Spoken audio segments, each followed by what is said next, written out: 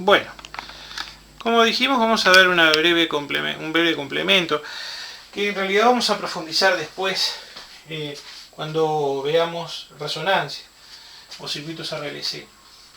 Es la respuesta en frecuencia o en el dominio, ¿no?, de la frecuencia de un capacitor. ¿A qué nos referimos básicamente? Bueno, en este caso a la respuesta de su impedancia. Todos recordamos que un capacitor sometido a alterna senoidal, ¿sí?, lo único que vamos a hacer es variar la frecuencia del generador, pero la impedancia que ofrece el capacitor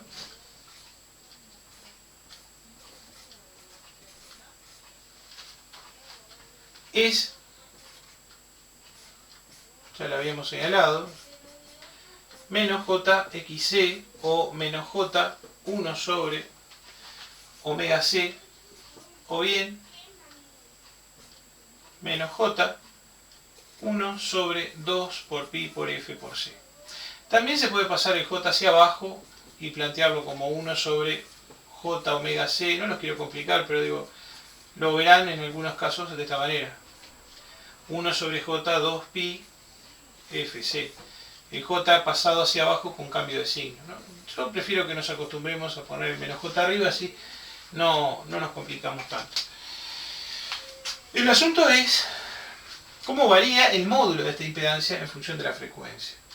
Eso es lo interesante. Si nosotros hacemos variar la frecuencia, el módulo de ZC, que es igual a ¿quién? A la reactancia capacitiva, XC, sin el J. Esta impedancia del capacitor varía según el valor, obviamente, de la frecuencia. La frecuencia aparece aquí como variable, ¿sí? Algunos a omega le llaman frecuencia angular. Nosotros estamos hablando en este caso de frecuencia F.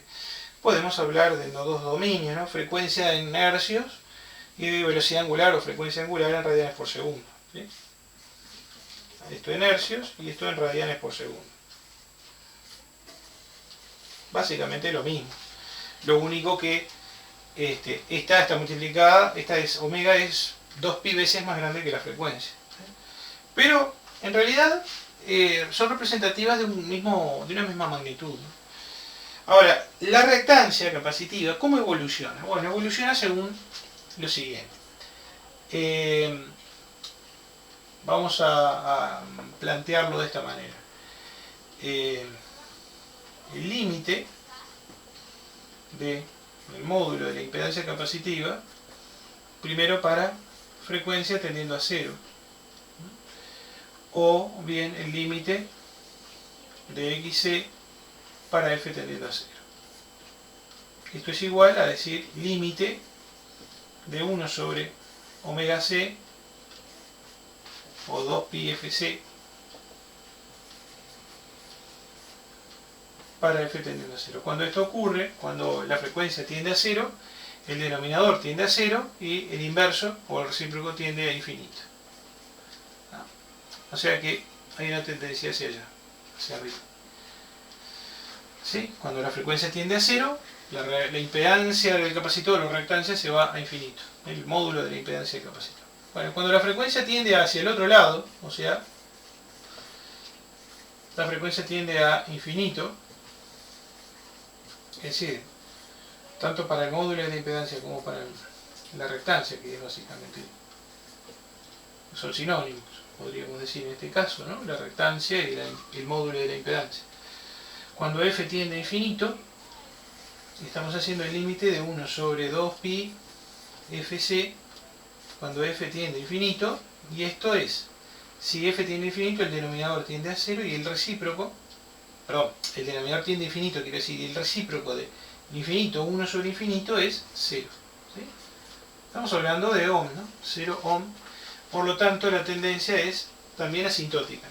A frecuencia infinita la tendencia asintótica es aplastarse contra el eje de las abscisas o de la frecuencia, y Cuando la frecuencia es 0, se hace asintótica la curva hacia el eje de las ordenadas o de la rectancia. ¿Qué forma tiene? Bueno, esto lo conocen de matemáticas seguramente. Si no, lo decimos. Es una hipérbola. ¿Sí? Es la función de una hipérbola. ¿Sí? La forma que tiene es una hipérbola. ¿Sí? Particularmente de la forma 1 sobre AX, ¿sí? Donde X es la frecuencia y A son las demás constantes, 2, pi y C. Entonces, a esto se le suele llamar hipérbola equilátera.